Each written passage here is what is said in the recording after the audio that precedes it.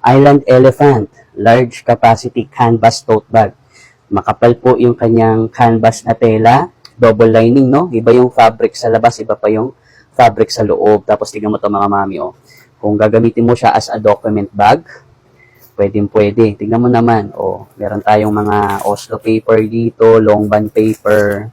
Oh, mas mahaba yung long band paper sa Oslo paper, ha? Long folder, kasyang-kasya. And for sure, kahit yung mga long envelope, kasya din po. Kasi tingnan mo, oh, even yung 1/8 na illustration board, kasyang-kasya po. Na isasara pa ang zipper po niyan. So, ganun po kalalaking mga documents yung pwede nating mailagay po sa kanya. Ayan. So, wala na tayong mga long na dapat pang isipin pa kung anong mga long document yung kasya po sa kanya. Kasi even yung 1/8 na illustration board kasya po. Oh, ganito yung loob niya, oh.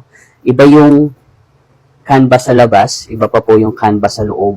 Tapos alam niyo pag hinawakan niyo siya, para siyang alam niyo yung mga fabric na ginagamit sa lunchbox. Kaya kahit na ulanin po yan, hindi siya basta-basta kaagad tatagusin.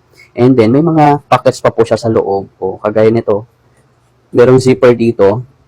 Pwede mong ilagay dito yung pera mo, ATM, valuables, hindi kasya cellphone ha. Yun lang, mga maliliit na bagay lang po. And then dito sa kabilang side, okay, dito naman may dalawang free pockets pa mga mami. Dito naman mga mami sa harap, may malalaking bulsa pa po. Okay?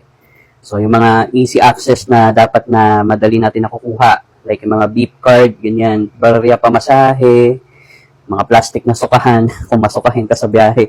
Yan, dapat dito nakalagay, no? May mga side pocket pa. Yung opisina, pang college student, for ladies, pwedeng gawing shoulder bag. Okay? Pang mommies, pang mga mommies, pang mall, pwede kasi maganda naman yung kanyang itsura. Hindi naman po mukhang putyo-putyo yung kanyang itsura. For students naman, kung gagamitin po siya as book bag, document bag, yun.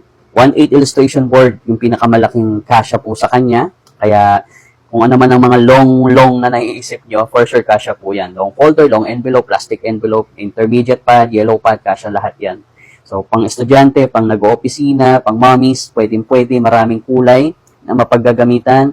Makapal po yung kanyang fabric, canvas, and syempre, Island Elephant. Yan, yung kanyang brand po. Ito pong mga mami yung gumagawa ng mga luggage, no? So, mas nakilala sila una sa mga luggage. Tapos ito, may magaganda pa po sila mga iba pa pong bag products. Kagaya nitong ating large capacity canvas tote bag.